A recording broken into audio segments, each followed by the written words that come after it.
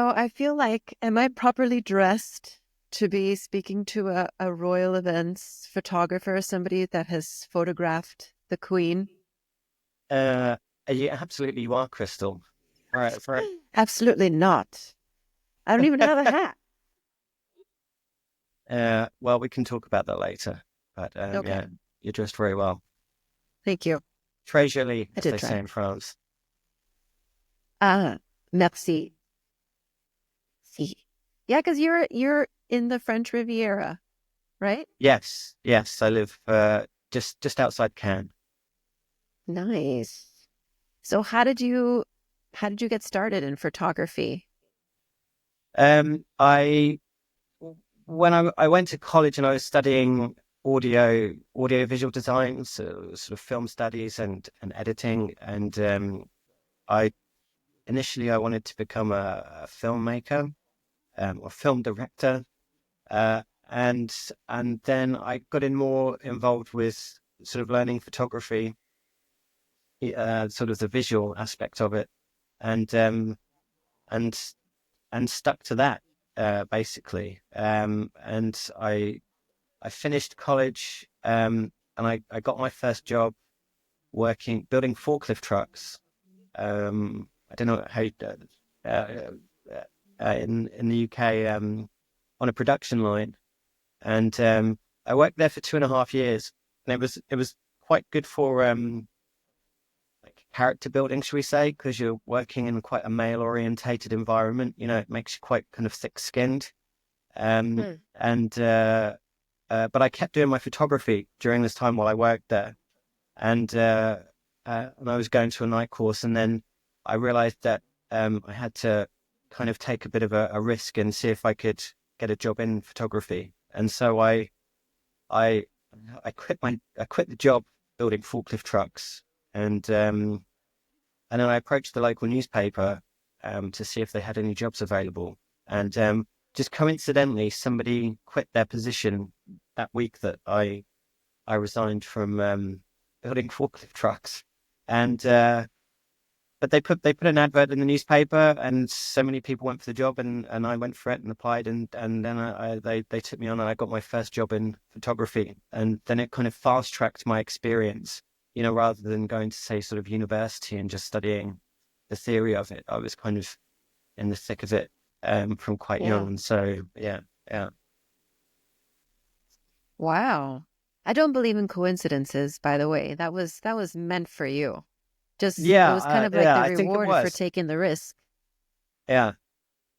Um, and then I worked there for 3 years, and then I went to Australia for a year, and I didn't really do any photography. I wasn't sure what I was really going to do. I was um, working in kitchens and washing dishes, and then I came back, and then got back into photography a bit, but I was kind of doing other jobs. A lot of people had, um, not a lot of people, but people had said to me, you know, you need to have a backup in case the photography doesn't work. You know, you're sort of chasing an unrealistic kind of dream to go with the photography. And then, but sometimes when people say that to you, it makes you kind of push even harder to get there, to prove them wrong.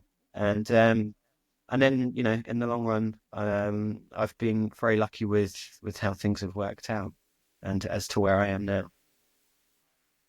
Wow. So how do you get from working at a newspaper to photographing celebrities and really big events? Uh, well, working for the newspaper, I did photograph celebrities and events uh for people that it was the paper that I worked for was the largest local paper in the United Kingdom at the time. It was before the internet had really um kind of has the impact that it obviously does now. And uh you know, a friend of mine, he's still a friend of mine now. We even once we found out that one of the a Bond girl from one of the James Bond films was coming into town. So we didn't tell our editor. We just contacted her PR people and said that we'd meet her for lunch, and and she turned up and met us for lunch, and that gave us a lot of confidence moving forward, to the fact that we could get ourselves into situations like that, and that like the pictures we used on the front cover of a magazine, and yeah, I mean, we're a little bit ruthless about it by not telling anyone, but I think you have to pick your moments when to do that to make things kind of work in your favor. But I don't think anyone was too upset by it. The results were good, and That's good. yeah, All's well that ends well, as the yeah, saying yeah. goes.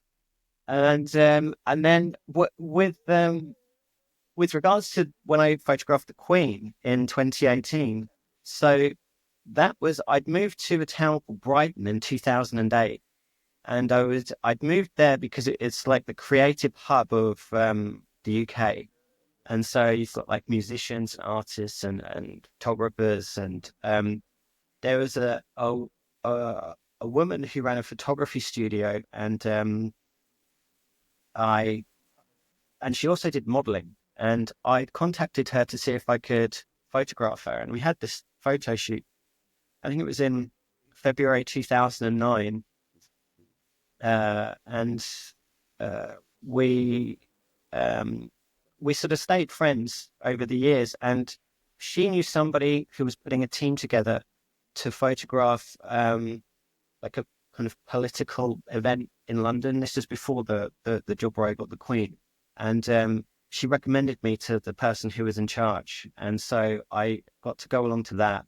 And then after that, they trust you that you can deliver the pictures, and then the job with the Queen was on it was for the Commonwealth Heads of State meeting in London over a week, and it's a really big event because there are so many VIPs. Like for example, they will build like a wall around hotels to stop anybody just going in because the security is so great, and so you have to go through all these security checks just to be approved for the job, and then at the end of the week, all the dignitaries and the leaders of the Commonwealth countries, they go to Buckingham Palace to meet the Queen. And my particular job was to photograph them coming in and being greeted by the Queen. And it was a very hot time in April. I think it was about 28, 30 degrees, and you have to wear a suit and tie when you're in Buckingham Palace, and it was very hot, and it started to get dark, and we were told that we couldn't use our flash, which complicates things because of the way you have to operate the camera. It means you need to hold it more still, and you can't talk to these people when they're meeting each other. You have to get the picture in the moment, and there's high expectations of what you have to achieve photographically from this. You have a mark on the floor where the Queen is sort of guided to stand, and they said, look, if she doesn't stand on that mark, you can't tell her to move back to it, or wherever she goes, you're just going to have to work with it. And she didn't actually stand on her mark, and so you're in a particular place where you can't move, and so someone is watching you work to make sure that you don't do anything that you shouldn't. And but the pictures came out quite well. It was a game changer, but I had to hold the camera so still, and it was incredibly hot, and I was stood there, and the Queen was in front of me for like 45 minutes, and she, just standing like this in the heat, and knowing that you can't make any mistakes. It was a good test of one's self. But yeah, it's one of those things in life where you just, you feel very privileged and lucky to have been able to do it. And yeah, it makes good conversation. It does. What a great story. And it does sound like a very challenging situation. Lots of different variables that you have to deal with. Yeah. I think I'd been with another photographer during the week, and we were at another job, and he was very nervous, and I remember him shaking, not because the Queen was there, but I think it was Bill Gates that we were photographing, and I thought, well, what's the to have worked so hard to have the opportunity to do this, it sort of wasted a bit if you get too nervous. You just have to think, you have to have a bit of self-belief, right? It's like, oh, this is my opportunity to do something cool that, um, and make the most of it. Um, Mm-hmm. and it does lead to bigger things. So, Ooh, there's a question circling in my mind. I'm just trying to figure out how to properly form it, but it's something around, I mean, when you bring photography into retreats, there's a certain um intimacy, but also a need to not be in your face because people are usually having um they're having moments that could be private. And so yeah.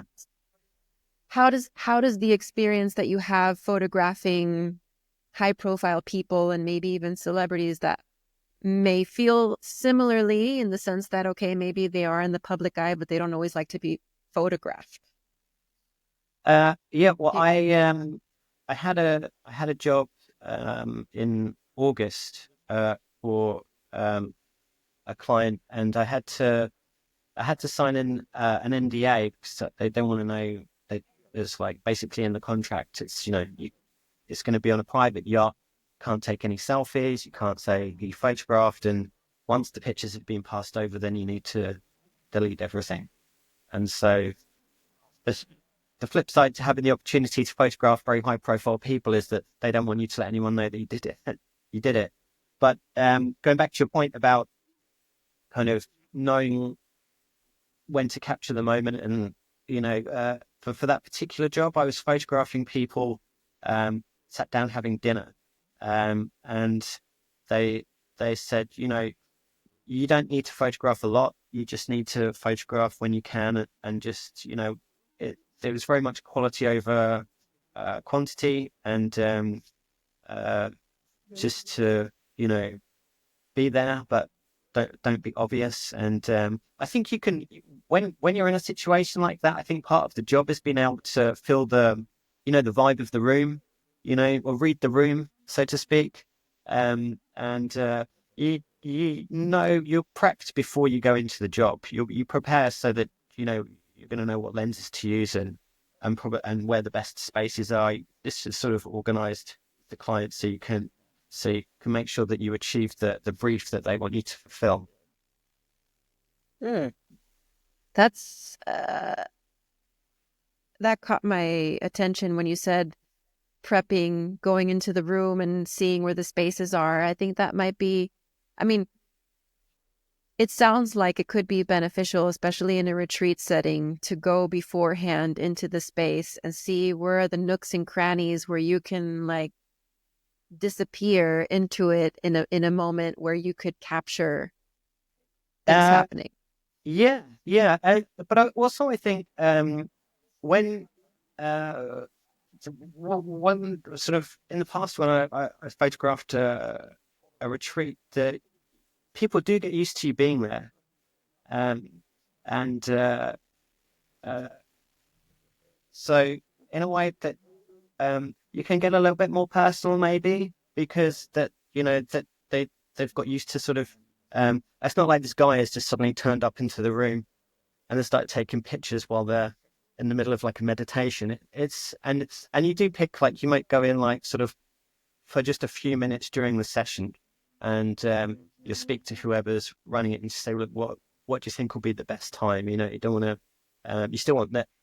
You still want everybody to get the most out of it, and even um, because not all rooms are huge for you to always be able to hide and whatnot. And you want to get your job is to get the best picture as well. So, where do you draw the line between keeping completely out of the way and getting into a position where you can get a good picture? Not to, you don't want to, you're obviously not going to ruin it for people, but it's managing that.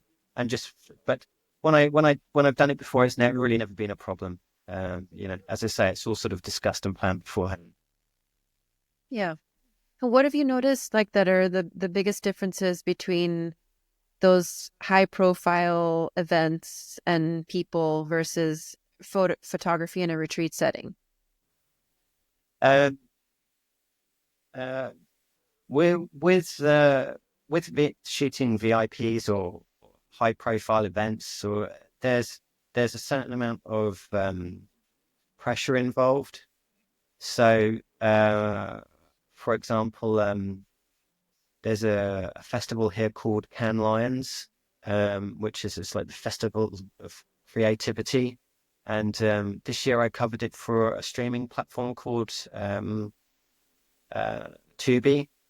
And there's a lot of meetings beforehand, like Zoom calls, because there's an awful lot of money involved with like the whole setup, and they need to know that you're going to get it right, and everything is set to a certain time. They want to get as much out of the week as they've done through the week as they can, and so it's sort of, you will shoot a particular part of the day, and then you've got to download the pictures, get them uploaded, so that they can use them as soon as possible, and then you're photographing the next thing. And and you're also suddenly going to work with a team who's not used to you being around, and who you not always have worked with before, and so you need to be able to just kind of seamlessly fit in. And and people are under a lot of pressure because there's so much money involved with the setup that they've got for the event. So for the VIP stuff, yeah, there's people are probably a bit more stressed, should I say? Or not that people are like losing their minds, but there's all this expectation for it, that it must be done right. And I quite like working in that environment because it pushes you to the limit, and things don't always go to plan, and so you have to work around it.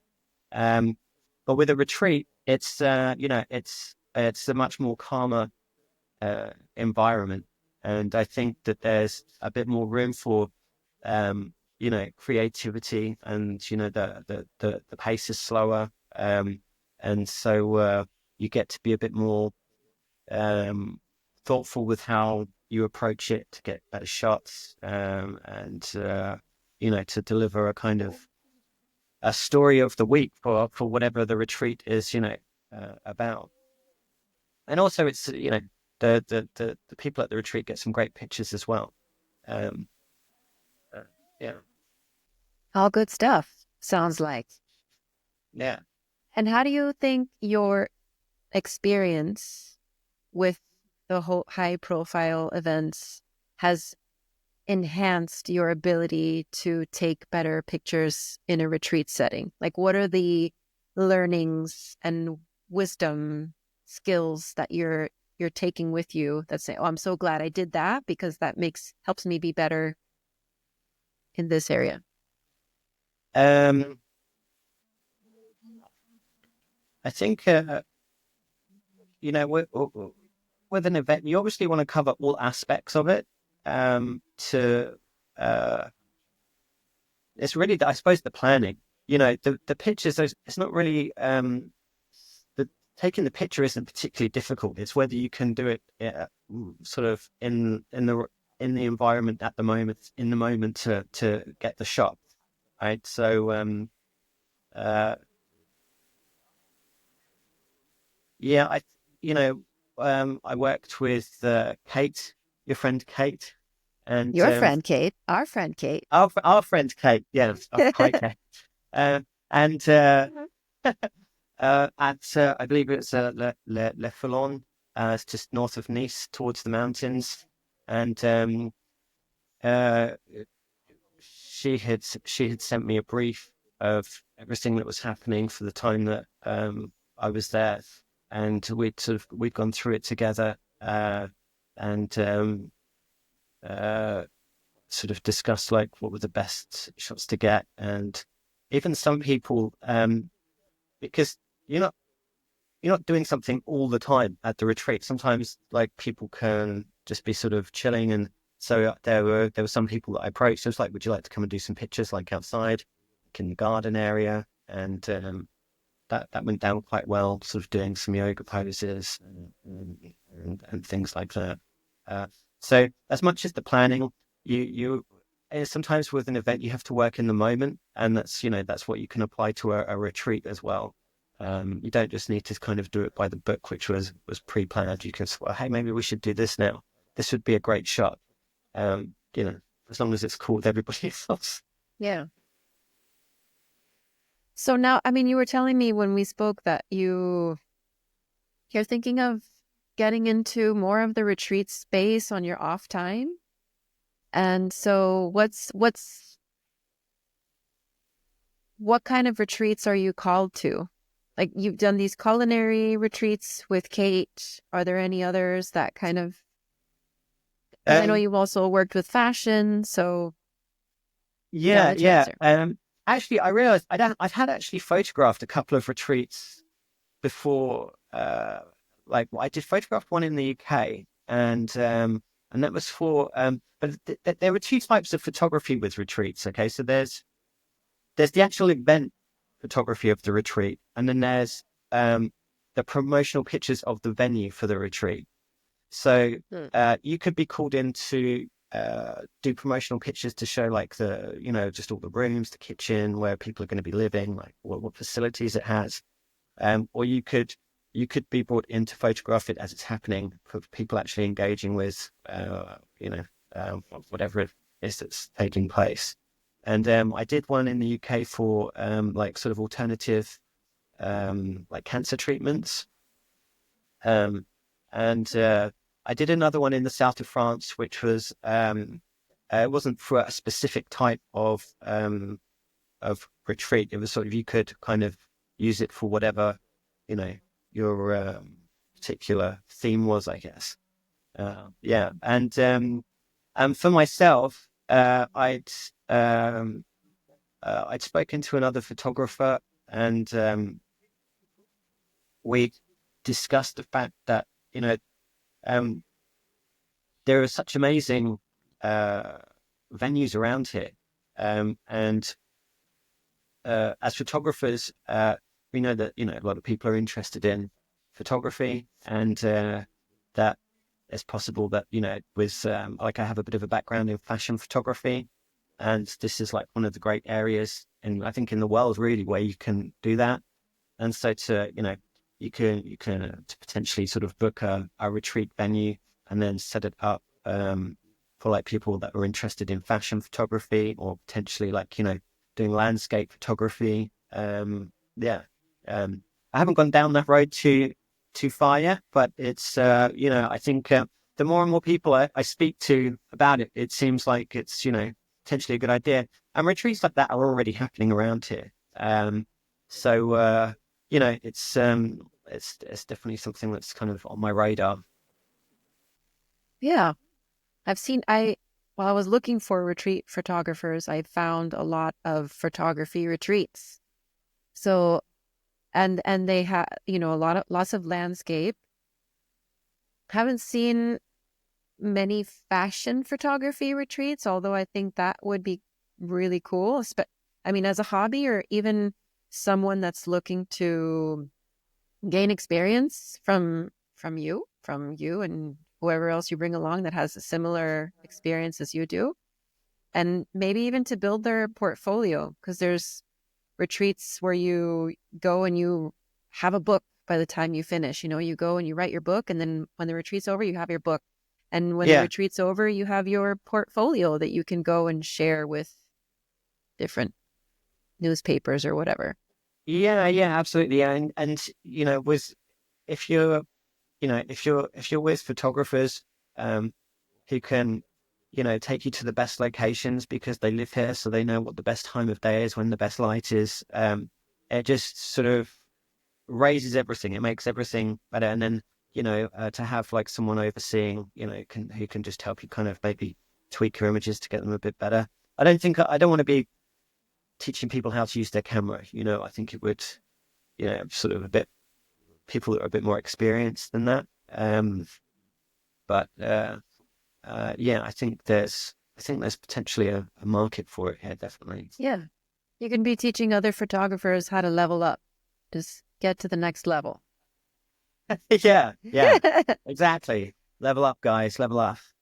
Exactly. Yeah. So, mm, how do you prepare? You spoke a little bit about preparation, but how do you prepare for events or retreats personally? Um, and it's if you're working, um, if you're working like for some of the events that I do here in the south of France, um, you have to be you can be working very long days, and even when you finish, you have to edit, and you can be finishing quite early in the morning, and then you have to go and do it all again. So in a way, just making sure that you're physically well fed and watered, and kind of mentally prepared for it.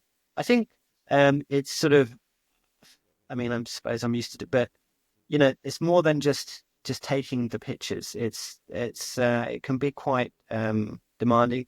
I mean, not so much with the retreat, but with some of the big events here, you need to be on your A game with all your equipment. Make sure everything is charged. Make sure all your images are backed up.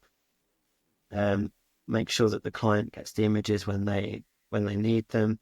Um, it's quite common these days for people to want a very fast turnaround for images because if you, I guess, um, if you have a retreat and you have like a big sort of social media following, then you want to maybe update that while the retreat is happening to kind of for the people that wanted to come but didn't quite make it, so they've Mhm. kind of maybe it gives them a push in the right direction for like, oh, I got to go to that one next time, and uh, yeah, just to uh, really make sure that you understand what your client wants from the pictures, um, and uh,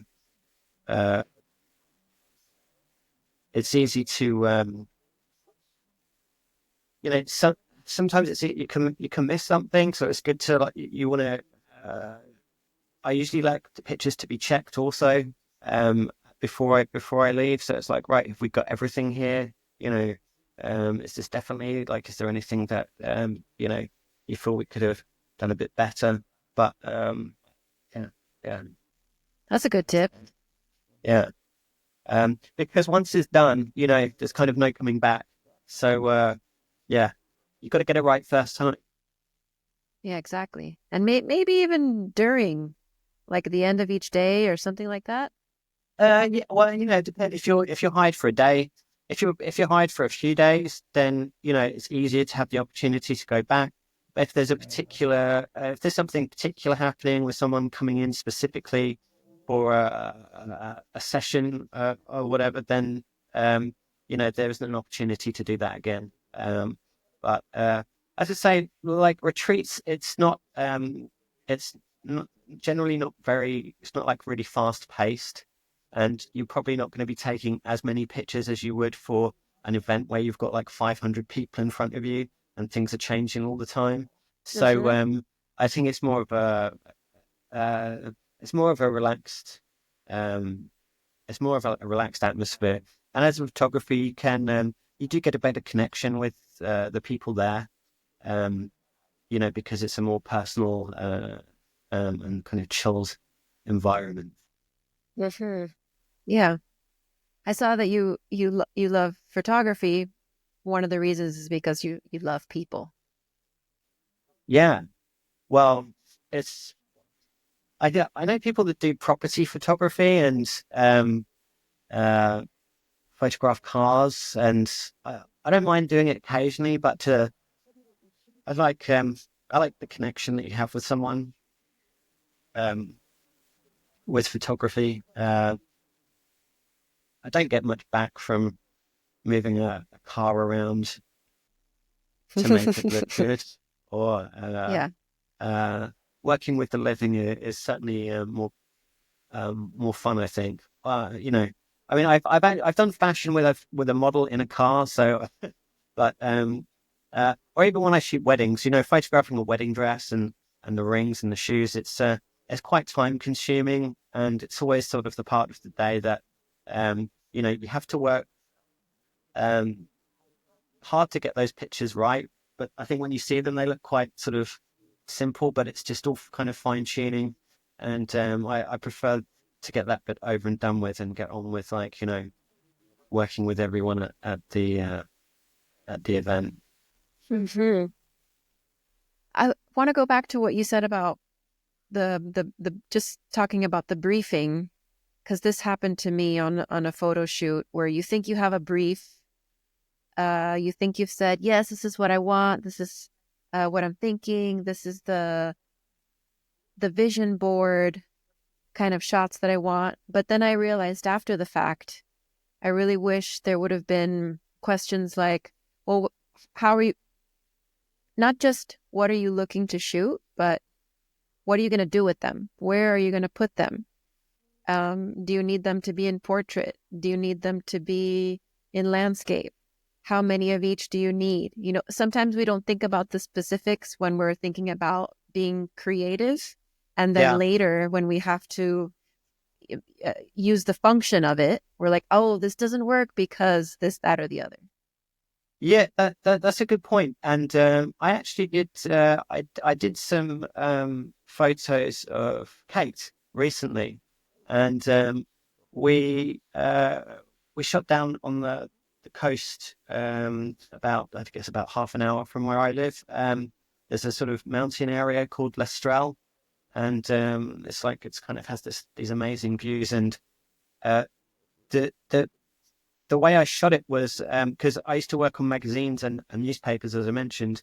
And when you work um, uh, on a sort of media like that, the editor will say, look, you've got to get this picture, but you've got to keep in mind that the title is going to go here. We're going to have text here, and we need it like portrait and landscape. And you need to keep in mind that you can't just take it as maybe the best picture that you want to take. You've got to take it thinking of what the editor is going to need on top of that for it to work on the page.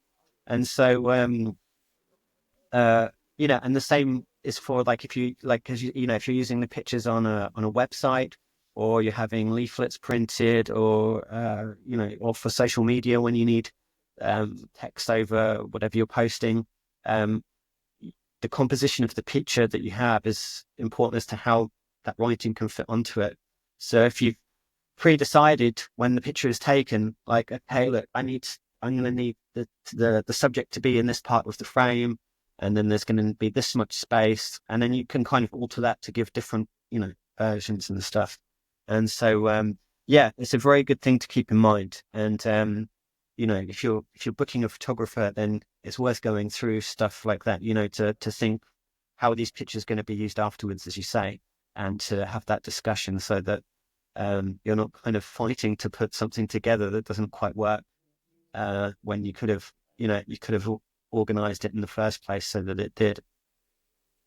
So would you say, I mean, it really pays to get the most value out of working with a photographer to be very specific in what it is you're looking for? Like, okay, I'm going to need stuff for my website. I'm looking for header photos that are going to have just nature, or maybe it has someone, but it's going to be somebody that's off to the left. Like, does it make sense to get that specific if you have that information? Yeah, absolutely. And like I always say, look, please send me examples of exactly what you want. Find someone else in the world who's got something similar, whether it's the same with your business or it's a slightly different one. But the more of a picture that you can paint in my head of exactly what you want, then the more likely you're going to get the best delivery of the product, the photography product that you need. Yeah, and that's really that's really crucial, to avoid disappointment, because Yes. as we say, once it's done, it's done. And with AI and stuff, I suppose there's a certain amount of kind of manipulation you can do, but I think people still know what's real and what's not. I don't think it's quite so make sure you get your photography right in the first place. Yeah. Have a good chat with your AI photographer. is amazing.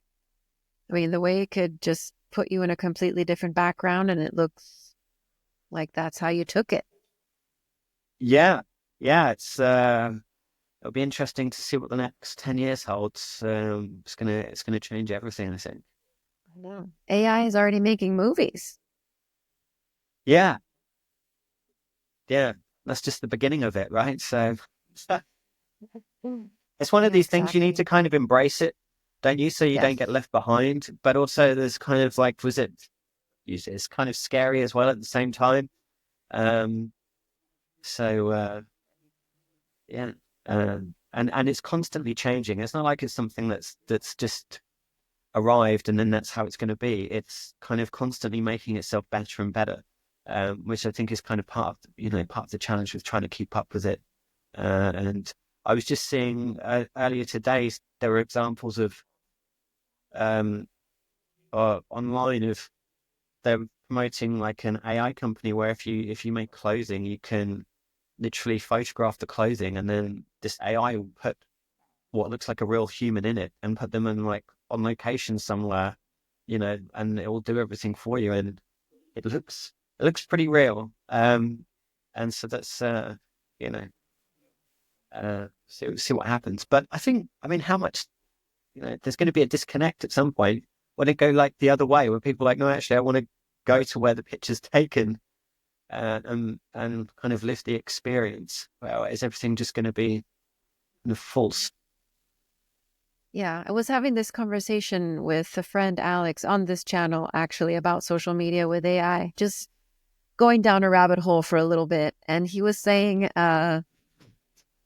what's standing out now, since everything is being generated, are the things not being generated. So the more organic type of content is standing out. And the same is true for blogs,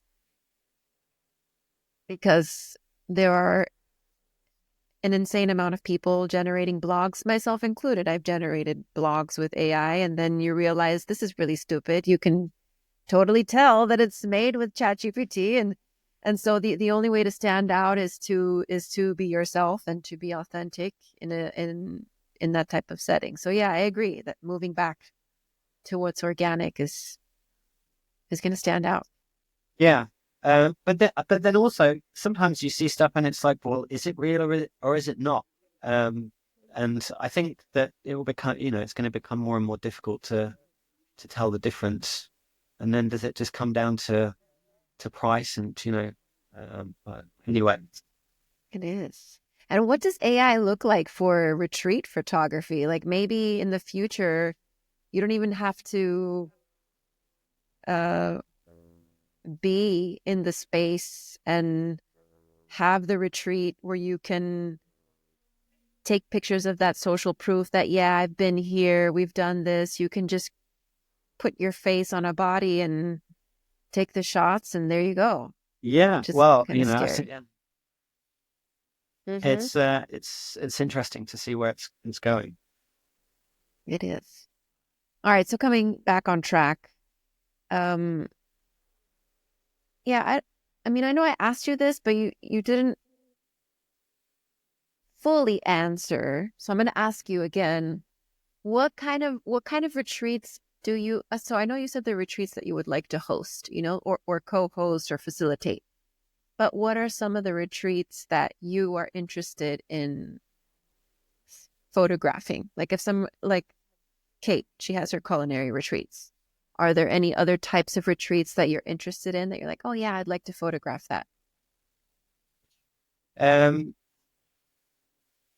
I mean, I think that, with the idea of sort of photographic based retreats, uh, is is good. I do like. I've done quite a lot of food photography for restaurants in the area around here. And there's like, in the south of France, there's some amazing chefs and amazing restaurants. And I each year there's like some restaurants where I'll photograph their food for their websites, menus, or magazines where they want to be shown. So, like sort of cooking retreats is of an interest because I quite like. I used to work in kitchens as well, so have kind of an interest in food. I quite like the discipline of cooking, and yeah. So like food retreats is of an interest, and also probably um, I know some wine tasters over here, and I I don't think I've got a very good palate for wine tasting, but I have usually find that they're quite a good crowd, and I know there was sort of had some friends come over who did like a wine retreat. Uh, I think it was like late last year, and yeah, they seem to have quite a good time. So that would probably be quite a good one to to photograph. Uh, and this is the south of France is the place to do that. And that's where you want to stay, as far as like where in the Uh, world? what for the rest of my life, or Well, for retreats, for right? retreats? Well, I'm always happy to travel. I'm lucky with where I live because uh, there's an awful lot of options to do things here. You have to come over to the south of France, Crystal. I want to, believe me. It's not for a lack of wanting. Um, And yeah. uh, yeah. So in a way, I'm quite lucky because everything really is on my doorstep here, um, and it's just it's a sort of you just need to kind of I guess make yourself known to the people in these communities, as we're kind of doing now, and yeah, get involved. But it makes such a difference to have professional photos taken at these retreats when they're taking place, because everybody is using their phones these days, and the phone cameras are very good. I mean, they're really excellent. But I think you know it's all very well having the camera, but you know there's the experience that a professional photographer has that can you know take images that are really going to make it easier to sell your next retreat. And Definitely. so that's quite an important factor to take in. And also, you want to have a good. It's also good to have a good rapport with the photographer, um, and uh, so everybody works together on the same page. Um, And I mean to get some photos of yourself, because if you're hosting and you're the one taking the photos, I mean, I've experienced this where I'm the photographer at my own retreat, and there are zero photos of me, of course, because I'm behind the camera. yeah, yeah, uh, exactly. So uh, you know, and I was just thinking that the same thing happened at my 40th birthday party. It wasn't quite a retreat, but I should have hired a photographer because I had hardly any pictures. And so I've learned the lesson myself when I don't have my camera on me, and I should have brought somebody else um, in to do it. So uh, yeah, and it does take a kind of weight off of your shoulders, especially when so much effort goes into putting something like that together. Um, you really want it to be documented in the in the best, like, highest quality possible way. Um, Otherwise, I think uh, it's sort of it lets it down a bit if you can't show people visually in a high quality way, like what you'd achieve.